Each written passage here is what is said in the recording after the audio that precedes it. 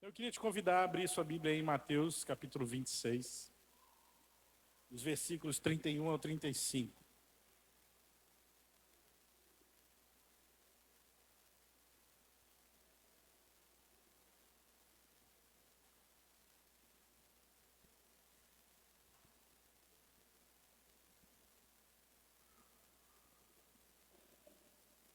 Amém?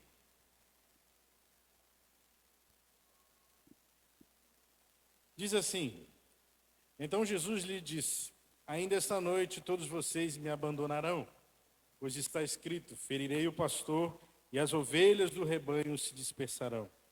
Mas depois de eu ressuscitar, irei adiante de vós para a Galiléia. Mas Pedro, respondendo, disse-lhe: Ainda que todos se escandalizem em ti, eu nunca me escandalizarei. Disse-lhe Jesus: Em verdade te digo que nesta mesma noite, antes que o galo cante, 3 vezes me negarás. Disse-lhe Pedro: Mesmo que seja preciso morrer contigo, nunca te negarei. E todos os discípulos disseram o mesmo. Pai, eu te adoro e eu te louvo pela tua palavra lida. Te agradecemos, Senhor, que hoje tu nos dá a oportunidade de ter esse livro maravilhoso para aprendermos, para ouvirmos a tua voz e a tua direção. Fala aos nossos corações, Pai, em nome de Jesus. Amém. Acho que é um texto bem conhecido, se não muito conhecido, mas ele é um dos bem famosos por causa desse diálogo de Jesus, né, com seus discípulos, e foi ali nos últimos momentos de Jesus com os discípulos, depois da ceia, depois da Páscoa, que eles estavam celebrando, eles têm esse diálogo. E aqui tem essa história, esse diálogo traz para a gente algo que eu queria pensar iniciando com vocês. Por exemplo, quantas vezes nós mesmos, conhecendo a verdade, erramos? Todo dia? Quase toda hora? E a gente sabe que não é, mas a gente erra. Pedro sabia muitas das coisas aqui, Jesus estava falando coisas, mas os discípulos não estavam entendendo. Não sei se você já parou para perguntar ou para se questionar sobre isso. Eu gosto de parar e ficar, não é questionando, mas perguntando da palavra sobre isso. Ou seja, por que os discípulos tinham dificuldade de entender o que Jesus estava falando? Jesus ele não falou nenhuma nem duas, ele falou várias vezes sobre a ida dele. Ele veio, mas ele ia ter que ir para voltar. E ele sempre falava isso: eu vou, mas eu voltarei. E os discípulos ali ouvindo aquilo, né, maravilhados, sem entender nada. E a minha pergunta fica: por que eles não conseguiam entender? Qual era a dificuldade que eles tinham? Trago para ti hoje. Qual a dificuldade que a gente tem de perceber a palavra, ver a lei, ver o que Deus fala como certo e errado, e a gente continua na dificuldade de entender o certo e o errado? Dificuldade de fazer o certo, dificuldade de fazer aquilo que o Senhor pediu. Aqui a gente começa a observar, nesse diálogo, nessa conversa, algumas coisas, alguns segredos. E eu queria compartilhar com vocês esses segredos, esses pontos, justamente surpreendido por esta realidade, surpreendidos pela realidade. Esse é o tema da palavra. E aqui é interessante porque quantas vezes Jesus na sua palavra não disse que ia e voltaria, e os discípulos mesmo assim não entendiam. Aí eles estavam ali na ceia, naquele momento, Páscoa, Judas já tinha ido embora, Jesus já tinha o despedido de falar, faz aí o que tu tem que fazer, e Judas correu para ir atrás dos soldados, para poder entregar Jesus, e estava lá. Eles estavam numa laje, né, na parte superior da casa, fazendo a ceia, e aqui uma heresia minha, tá? Heresia própria, não é a palavra que está dizendo, mas eu imagino esse diálogo numa escada. Eles estavam descendo a escada, saindo da refeição, já se preparando para ir para o jardim do Éden, meu Deus, para o jardim do Getsemane. Voltei muito, né, na história, mas tudo bem. No jardim do Getsemane, eles estavam ali se arrumando para isso, e Jesus vem ali descendo a escada com os discípulos e diz: vocês vão se escandalizar muito, vocês vão se assustar muito ainda com as coisas que vão acontecer. Aí vem aquele que é o trombador, aquele que responde de primeira, Pedro, Senhor, não faça isso. Mesmo se todos se escandalizaram, mesmo se todos voltarem contra ti, eu nunca te deixarei. Jesus vira para Pedro, Pedro não aprende, né? Assim como nós, né? Jesus vira para Pedro e diz, Pedro, em verdade eu te digo, baixa a tua bola, Pedro. Hoje mesmo, antes que o galo cante, 3 vezes você vai me negar. E Pedro ali disse, não, Senhor, nunca te negarei. Nunca vou te negar. E acabou a escada. Eu acredito que não era tanto degrau assim. E eles estavam nesse diálogo, nessa conversa. E é interessante porque Jesus ele vem descendo e ele traz uma palavra profética, mais uma promessa se cumpre aqui. Zacarias fala disso. E ferirei o pastor e as ovelhas se dispersarão. E Jesus começa a conversa com essa frase. Eu vou ferir o pastor, porque ferindo o pastor, as ovelhas se dispersam. E é uma frase até, eu acredito, não sou muito dessa área de soldado, de guerra, mas eu já lendo alguns alguns livros e vendo alguns filmes, a gente percebe que há um princípio de guerra. Se você conseguir matar o comandante, você deixa os soldados atordoados. E era isso aqui que Jesus estava falando. O pastor vai ser ferido e vocês vão fugir, vão se dispersar. E eles ali, não vão. E imagina você aqui, vamos lá nos colocar no lugar dos discípulos. O Messias chegou, fazendo milagres à torta e direita, e levanta aleijado, cura o coxo, liberta aquele que está aprisionado pelos demônios, traz cura para o enfermo, e ele está ali trazendo palavras maravilhosas que ardem no coração. A gente está crescendo, Pedro está aprendendo coisas, João ali maravilhado com tudo aquilo, e eles estão ali, e Jesus diz, eu vou voltar. Não vai, tu acabou de chegar, como é que tu vai? Tu não vai. E eles estão ali naquela expectativa de não vai, e Jesus disse, estou indo, e é hoje. Hoje o pastor vai ser ferido, e vocês vão me abandonar. E a gente conhece o restinho da história. Eles saem dali, daquela conversa, e vão para o jardim do Getsêmani. E chegam lá, Jesus deixa eles ali para orar e se afasta. E é interessante porque eu fui atrás, ele fala que Jesus ficou à distância de um tiro de pedra. E eu fiquei, se for um tiro de pedra assim, como é que é, né? Só que é uma medida normal deles, então é de 20 a 30 metros. Aqui no templo a gente tem 19. Então Jesus não foi longe. Jesus estava como se daqui para outra rua, para outra calçada lá do outro lado da rua. Ele estava próximo dos discípulos. Só que o que ele precisava passar, o que ele precisava orar, ele não podia estar junto dos discípulos. Eles nunca iriam entender o sofrimento de Jesus naquele momento no Getsêmani. Por isso que ele se afastou. E ele a gente vê, né? Na palavra a gente conhece que Jesus veio, voltou, encontrou eles fazendo o quê? Intercedendo, né? Ali, mó louvorzão. E volta, Jesus vai, mas vai voltar. Jesus vai, mas vai voltar. Não, eles estavam dormindo. Que nem nós. Ele vai, mas vai voltar. E Jesus ali chega, eles estão dormindo. E Jesus vira e diz, ei gente, nem 1 hora vocês conseguiram orar. Ele não aguenta nenhum turno da sala de oração de 1h30, 2 horas. Está errado. Eu vou me afastar de novo, mas continue orando.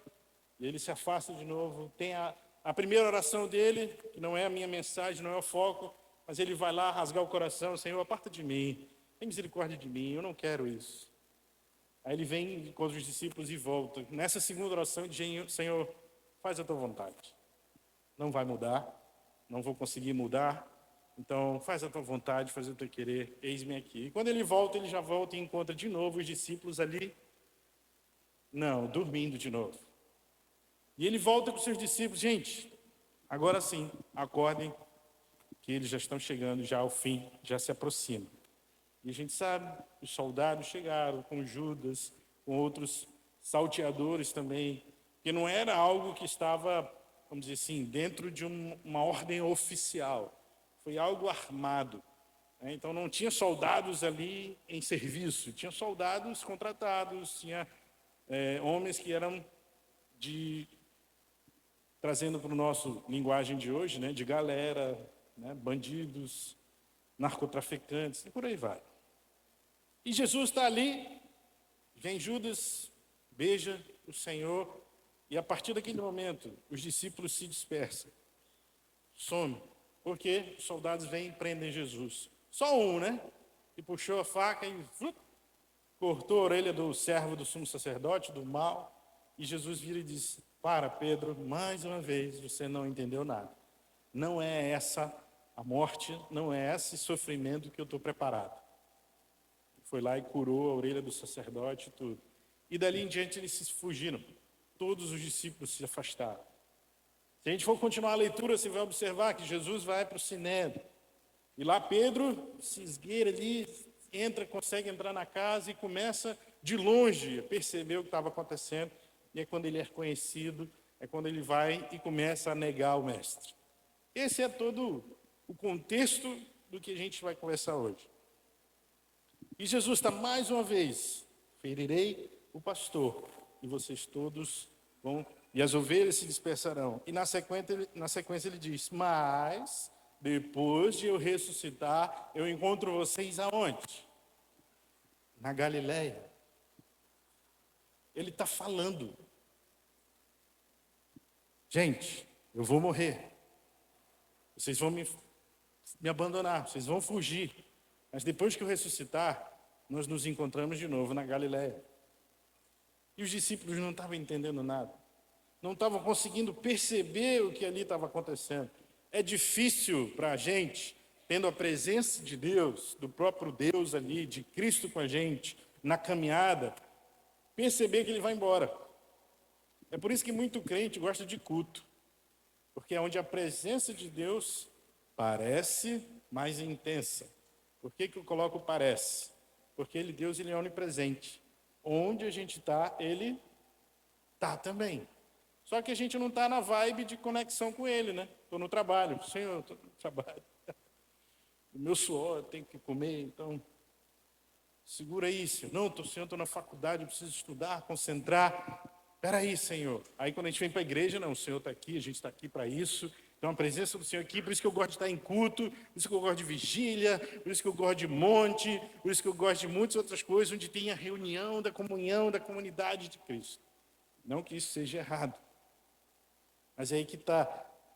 Essa é a presença que a gente quer, só momentânea, ou a gente quer a presença 24 horas com a gente? A presença sempre constante com a gente. Aí aqui Jesus fala: eu vou, mas eu vou voltar. Quando eu voltar, a gente se encontra de novo. E acontece isso que a gente acabou de falar. Os discípulos se dispersam, abandonam, saem, mas Jesus ele está olhando para a obra da Trindade. Jesus não está olhando para a vida e o coração de cada um de nós. E se a gente for observar, a relação da Trindade é a relação que o Senhor quer com cada um de nós. É onde cada um se conhece, cada um tem a sua função, mas juntos trabalham com um propósito e no mesma função, a mesmo propósito, quer dizer. E Ele quer que a gente participe dessa comunhão. E quando Jesus olha para a gente, Ele não está olhando pelo que você tem. Imagina, Jesus quando olhou para mim, Ele não disse: esse rapaz aí vai ser um bom pastor.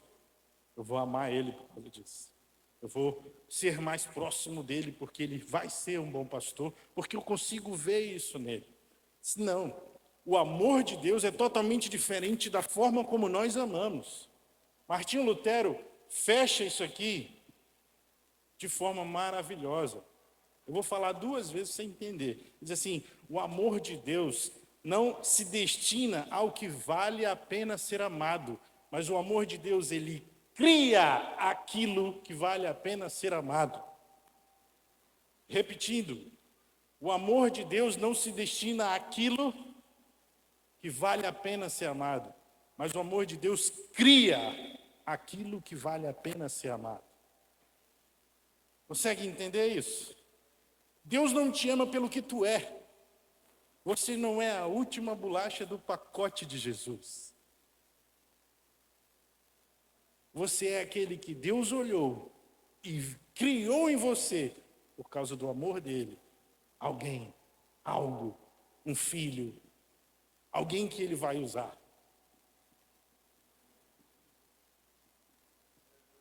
Deus, quando olhou para os discípulos, Jesus, quando olhou para os discípulos, ele estava vendo isso. Ele não estava vendo ali Pedro, que vai ser um pastor da igreja. Ele não estava vendo ali o João, que vai pregar por muitas igrejas. Ele não estava vendo ali Tiago, que vai escrever livro. Ele não estava olhando para cada um pela função. Ele olhou por cada um pelo amor que ele tinha por eles. E mesmo eles fugindo, mesmo ele negando, ele continuava amando a cada um deles. Isso fala tanto para a gente. Muda até a nossa forma de louvor, gente. Sério. Essa palavra me impactou tanto, porque se eu tenho algo para dar ao Senhor, foi porque Ele me deu primeiro. Não porque eu sou algo. Ele não olhou em mim e viu algo pronto. Ele olhou para mim e disse, eu vou criar algo ali. Ele não olhou para você e disse, eu já tenho algo pronto ali, eu vou usar aquilo. Não, disse, eu olho. Vou criar algo ali e aquilo ali vai ser usado para mim. Porque mesmo se a gente errar, mesmo se a gente abandonar, mesmo se a gente falhar, o amor dele não vai mudar. Diferente da gente. A gente olha para a pessoa por aquilo que ela pode dar para a gente. Pode prestar atenção no teu ciclo de amigos, no teu hall de amigos. São pessoas que te agradam, pessoas que têm o mesmo pensamento, muitas das vezes, pessoas que você quer passar momentos com eles, e aqueles que você não gosta muito, não amo, não gosto. A gente está na igreja, né? A gente é da igreja, então a gente olha um para o outro, ora um pelo outro, mas é diferente, não é muito chegado. Deus é totalmente diferente. Ele não olha por aquilo que a gente pode dar, porque aquilo que a gente pode dar, Ele vai dar para a gente. E aqui a gente começa a observar essa diferença do amor de Deus. Deus, Ele primeiro nos ama, e depois Ele acrescenta algo. Ele não nos ama porque nós temos algo. Ele não olhou para os seus discípulos esperando, eles não vão desistir. Eles vão ficar do meu lado. Eles vão morrer do meu lado. Ele olhou para os discípulos e disse, vocês vão fugir. Mas não é por isso que eu vou deixar de amá-los. Não é por isso que quando eu ressuscitar, eu ainda vou encontrar com vocês na Galiléia. Se ele sabia que eles iam todos fugir, para que eu ainda vou me encontrar com esse povo? É mais fácil procurar um outro povo. Eles vão fugir, vão se afastar, vão ficar sem um chão, sem uma direção. É melhor morrer e ressuscitar de uma outra forma, num outro corpo, com outro nome, e tentar montar uma nova igreja, um novo corpo de discípulos, porque esses aí estão errados. Isso aí a gente faz, isso aí nós como homens fazemos. Jesus não. A forma dele amar é diferente. Ele enxerga em nós as nossas fraquezas. Ele enxergou em Pedro o auto-engano, a prepotência, a altivez, e disse, Pedro, não é assim. Não é esse sofrimento que eu vim trazer, nem passar. Não é através da espada, porque aquele que vem pela espada vai morrer pela espada. Ele fala disso no texto, se você puder depois ler.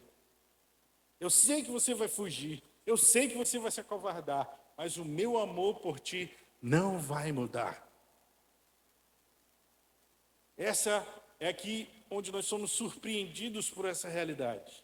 É aqui nesse momento onde a presença, a verdade e a realidade de Deus começa a mudar a gente.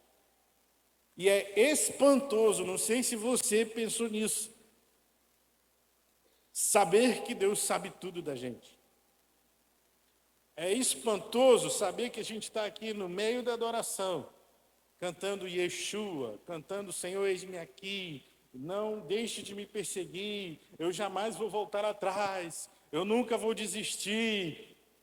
E o teu coração está aí quebrado, você nem levantou a mão talvez, você nem queria estar aqui, veio por uma religiosidade, veio porque domingo é dia de ir para o culto, Veio porque tinha que fazer alguma coisa aqui, veio, estava na escala, alguma coisa assim. Jesus nos ama de forma totalmente diferente da nossa. Em Deus, o amor não é cego. Em Deus, Ele nos ensina a amar de olhos abertos. O que é amar de olhos abertos? É você saber quem você está amando. Num todo. Não de forma cega. Eu acho muito legal, é muito importante. Me falaram que é legal, me apresentaram como, e assim eu vou amar, eu vou dedicar a minha vida ali de forma cega. Amar de forma cega. Jesus está trazendo totalmente diferente um amor. Nós devemos amar de olhos abertos, conscientes, assim como Jesus amou, assim como Jesus ama, sem olhar a quem, sem olhar o que tem. Quer ver? Não sei se você se faça essa pergunta hoje. As suas amizades, elas estão baseadas naquilo que os seus amigos podem te dar ou naquilo que vocês podem dar para eles? Não precisa responder, só pensa.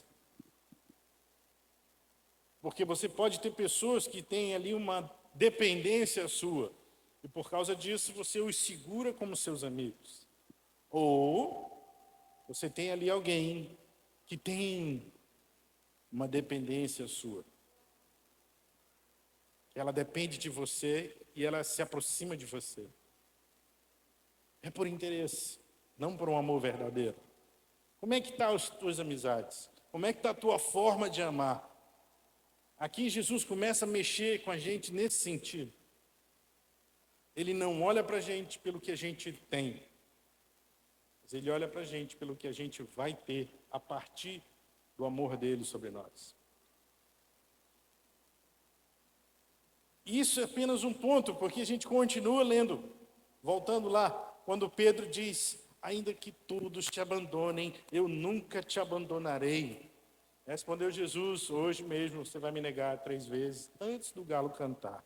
Aqui a linguagem de Pedro é porque ele estava nessa de que realmente Jesus não ia morrer. Não tinha como é que pode? O cara que veio trazer uma esperança para a gente, o cara que estava trazendo algo totalmente diferente que ninguém nunca viveu, ia embora. E ainda disse que eu ia abandonar? Eu disse: não vou não, eu não largo daqui nunca. Pedro tinha esse impulso, porque ele ainda estava olhando com a visão do homem, como o homem. Ele tinha essas visões de heroísmo. Não, nós vamos conquistar, nós vamos derrubar Roma, Jesus vai ser colocado como rei, e nós vamos lutar para isso. Porque isso era Pedro. Só que ele foi aqui surpreendido pela realidade, mas também ele foi surpreendido aqui pela atitude e pelo seu coração. Pedro queria fazer algo, mas o que ele fez foi totalmente diferente do que ele queria. Pedro não queria negar, mas ele negou. Pedro não queria abandonar, mas abandonou. E ele estava enganado a respeito dele mesmo, quando ele falava: se for preciso, eu vou morrer por ti. Se for preciso, eu não vou te negar. Ele estava ainda nesse conceito, preso a essa possibilidade. Não, eu não vou morrer, eu não vou deixar você morrer, eu vou morrer por ti se for preciso. Tanto que a maior prova disso foi quando ele chega no jardim. Judas beija e os soldados vão ali para cima de Jesus para prender Jesus. Ele puxa a sua espada e corta, vai para a ação. Aquele ato de heroísmo. Não, agora não, é comigo. E vai, corta ali, fere o amigo, o servo do sumo sacerdote. Esse era o ímpeto de Pedro. Mas se percebe a forma meia louca, esse ímpeto de heroísmo mesmo. Não, se ninguém vai fazer, eu vou.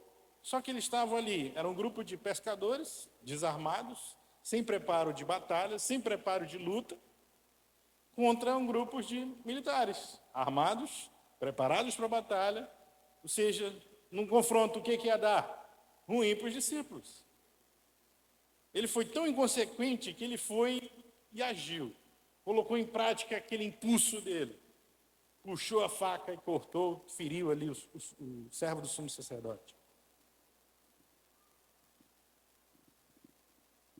Eu não tenho dúvida que os discípulos amavam Jesus. Eu não tenho dúvida que eles estavam ali caminhando com Cristo, crendo naquilo tudo que ele estava pregando e vivendo. Eu não tenho dúvidas disso. Mas aquele momento foi um momento muito de pressão para, não fraca, mas ainda debilitada fé deles.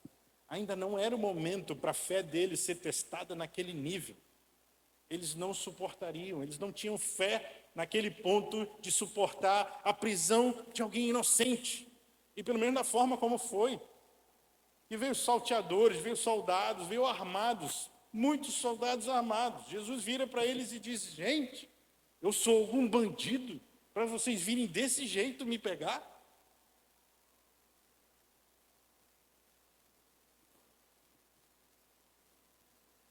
Essa era a realidade. Isso era o que eles estavam vivendo no momento. E a gente tem aqui 2 pontos de Pedro, vamos dizer assim. Primeiro a gente tem o Pedro que aprendeu com Jesus lá atrás, 10 capítulos atrás, mais ou menos, lá em Cesareia de Filipe. Não sei se você vai lembrar da história, onde Jesus está ali, gente, eu vou passar por tribulações, eu vou passar por perseguições, eu preciso passar por isso tudo em Jerusalém, na Galileia. Aí vem Pedro com todo o seu ímpeto de novo e diz: não, Jesus, para com isso, Jesus. Tu só quer o mal para ti. Pensa coisa boa, né? Olha para cima, rapaz. Pensa positivo. É só perseguição, é só coisa para trás. Qual a resposta de Jesus para Pedro? Quem lembra? Arreda-te para trás, Satanás. Porque tu só está olhando para as coisas do homem, tu não está conseguindo ver as coisas do alto. E ali ele começa a ensinar, porque se alguém quiser vir a mim, renuncie a si mesmo, tome a sua cruz e siga-me. Pedro entendeu, ele vai ter que passar por sofrimentos. Eu também vou passar por sofrimentos. Tudo bem, era um ponto, era um aprendizado de Pedro sobre isso tudo. Só que ele vem para um outro momento de Pedro, esse momento do heroísmo, esse momento que ele puxa a faca e vem para cima. Só que Jesus estava ali não no momento de entrega realmente à justiça. Era um sacrifício voluntário. Heresia minha de novo. Estou só nas heresias hoje. E vai para o YouTube, Jesus. Se Judas não entrega Jesus, Jesus ia se entregar. Porque era preciso isso acontecer. Heresia minha, tá, gente? A palavra não diz. Era necessário isso acontecer. Só que aconteceu tudo isso com Judas. Judas foi lá e entregou o mestre, e ele teve que passar por todo aquele sofrimento. Pedro já tinha aprendido uma lição, mas não era a lição completa. Eu até brinco com os pastores, em conversas. Para mim, Pedro só se converteu a partir do momento que ele nega Jesus a 3ª vez e o galo canta. Foi o chamado do Espírito Santo para Pedro, foi aquele galo cantar. Porque ali a vida dele começou a ser mudada. Ali ele começou a ser o Pedro que Deus tinha olhado para ele, amado a vida daquele homem e começou a levantar aquela chama de sim, esse aqui vai ser aquele que vai apacentar as minhas ovelhas mais à frente. Esse sim agora está chegando no momento pronto para isso. Mas é o fato. Pedro acreditava que ele não ia pecar. Pedro peca acreditando que não pecaria. Isso fala tanto para a gente. Quantas vezes nós pecamos sabendo que a gente vai pecar? É muito melhor, e essa é uma oração, um desejo meu, que nós sejamos surpreendidos pelo pecado. É justamente, não, Senhor, eu nunca vou te negar. E negou. A gente às vezes está aqui, cabisbaixo, pesado, triste, todo melado pelo pecado, tudo sujo, mas todo bonitinho, né? Cheirosinho, arrumadinho, adorando o Senhor, levantando as mãos, mas por dentro está todo quebrado, o pecado dominando. E aqui a gente observa um dos maiores erros nossos, como igreja do Senhor, é porque a gente peca consciente do pecado que a gente está fazendo. Mesmo sabendo, mesmo conhecendo, a gente peca. Ser surpreendido pelo pecado é sabendo, conhecendo, mas dizendo não com todas as forças. Vai ter momentos de falha, vai ter momentos de queda, mas é levantar e resistir, e continuar, e persistir, porque essa surpresa de Pedro também mostra um outro lado para a gente. Um lado onde o pecado nessas condições tem que ser uma experiência surpreendente. Eu tenho que ser surpreendido pelo pecado. Não sei se vocês estão conseguindo entender isso. É muito melhor você ser surpreendido pelo pecado do que você pecar por costume. Pecar por costume, né, a igreja já deu até nome, é iniquidade. Onde você peca e já se auto-justifica por isso. Não, mas é assim, ainda coloca, né? É o meu espinho da carne.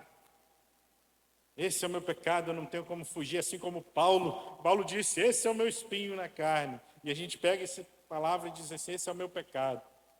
Não tem como. O Senhor que tem que me perdoar, mas eu não consigo. Não, não é esse sentido desse espinho. E nós precisamos, as nossas orações, os nossos anseios têm que ser esse. Senhor, eu gostaria de ficar surpreso comigo mesmo quando pecar. Porque, como homens, como natureza pecaminosa, como carne, nós vamos pecar. É um fato. Agora, que sejam pecados novos, que sejam novos erros, não os mesmos. Não a mesma ladainha, não a mesma lama, que a gente já conhece. A lama que já tem o cheiro da gente. Que sejamos surpreendidos, que sejamos surpresos pelo pecado na nossa vida. Que nós possamos lutar por isso. Não para pecar e ser surpreendido, mas lutar para que a gente possa ter os erros normais exterminados. Que a gente possa vencer aquilo que a gente está vivendo hoje como pecado e começar a viver algo diferente com o Pai. E se o pecado vier, é uma surpresa. Se o pecado vier, é uma surpresa. Não uma constante. Não um ideal de vida. Não algo que eu tenho vivido todos os dias da minha vida. Aqui a gente tem essas duas formas de ser surpreendidos. A realidade, mas também a nossa atitude, o nosso coração. Hoje, durante o louvor, nós tivemos aí momentos intensos, uma adoração intensa com o Senhor, mas ainda assim, pessoas desligadas, pessoas desconectadas. Estava acontecendo um mover em alguns, outros assistindo tudo aquilo. Se você não conhece a música, inventa uma aí e canta. Ou então, aqui é a letra, canta. A pastora Valéria veio, ações de gratidão, tem movimento, tem barulho, abre a boca, seja grato. Se você está aqui hoje, olhando nos olhos de cada um de vocês, se nós estamos aqui hoje, é porque um dia Deus nos amou, olhou para cada um de nós e fez algo em nós para que a gente pudesse estar aqui hoje. Isso para mim é um motivo para eu nunca mais fechar os meus olhos e não adorar o Senhor. Esse sim é o motivo que me faz gritar com todo o meu coração, com toda a força que há em mim. Minha vida inteira é para... Tem melhor oração que essa? Te seguirei até o fim. E eu queria que a gente cantasse ela mais uma vez, agora com esse coração. Com esse entendimento. Uma vez eu conversei até com o pastor. Pastor, o que você acha de a gente mudar a liturgia, né? Não inventar a roda. A gente começar com a palavra e depois partir para a adoração. Por quê? Me vende aí o teu peixe. Não, porque às vezes a gente começa a adoração, a gente tem que parar a adoração para pregar alguma coisa, para o povo entender, e aí canta. Aí agora vai. Não é melhor a gente então trazer um entendimento e cantar depois desse entendimento? Aí a gente riu brincando, que era uma ideia, não era uma ideia real. Mas você consegue entender isso? Às vezes a gente chega na conturbada do dia do domingo, né? Quebra no Brasília, e a gente aqui sem saber o que está rolando, e fake news para cá, e notícia verdadeira para lá, e sabe Deus quem é quem, e a gente vem para a igreja nesse momento de culto, e a gente está aqui, aí começa o culto, o pastor Gustavo vem, ora, lê a palavra, a gente ainda não está conectado, aí começa a primeira música, e não conheço. A segunda vai, né?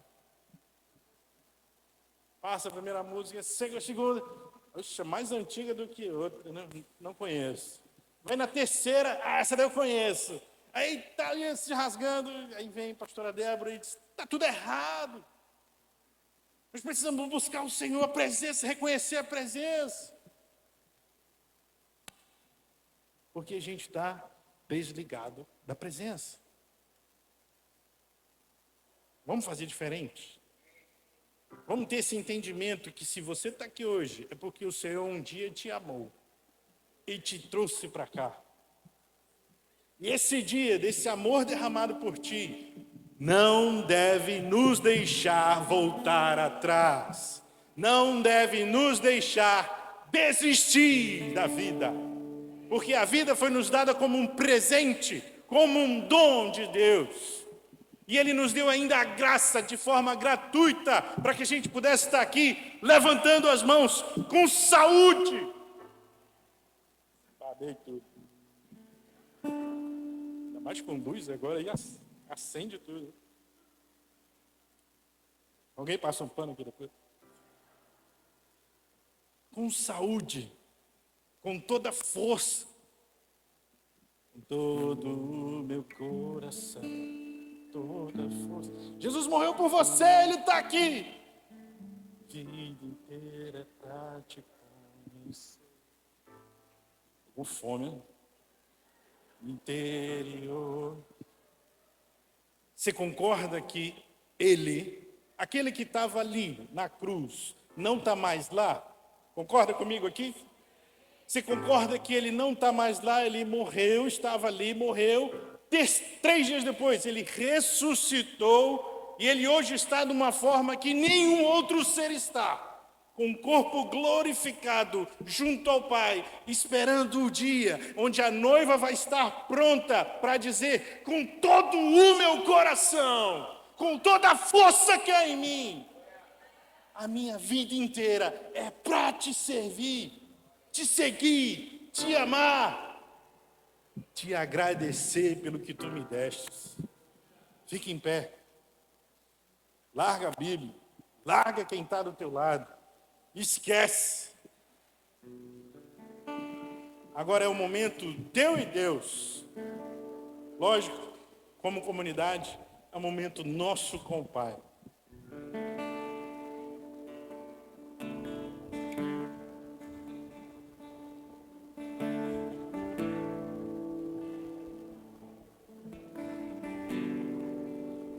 Não traga